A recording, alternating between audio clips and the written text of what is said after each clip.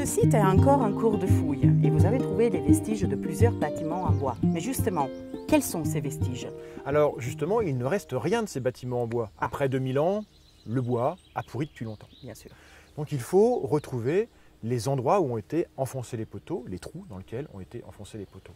Et justement, comment on peut faire la différence entre la roche, le sol des bâtiments et les trous de poteaux? Alors c'est à la fois simple et compliqué. On peut imaginer que pour mettre un poteau, il suffit de creuser un trou dans la terre, mettre à la place le poteau, des roches pour le tenir, et puis l'affaire est faite. Le seul problème, c'est qu'après 2000 ans, la terre qui a calé les poteaux et puis la terre dans laquelle a été creusé le trou, elle devient à peu près identique. Ah.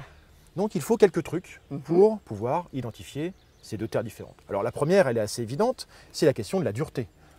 Ici, dans ce poteau, on voit que la terre est beaucoup plus meuble qu'alentour, la roche encaissante. Même le son est différent. Même le son est différent. L'autre possibilité, c'est de voir dans ce remplissage s'il n'y a pas des vestiges archéologiques. On voit ici qu'il y a des tessons d'amphore qui sont présents dans le calage du poteau, alors qu'alentour, dans la roche qui n'a jamais été bougée, eh bien, on n'a naturellement aucun tesson. Bien sûr. Et puis la troisième chose, c'est que cette terre meuble, elle va garder plus longtemps l'humidité. On voit qu'il y a 2 jours, on voit que le séchage ici n'est pas encore terminé, alors qu'alentour, la roche n'a pas... Oui, elle est bien sec. N'a pas du tout été mouillée. Oui.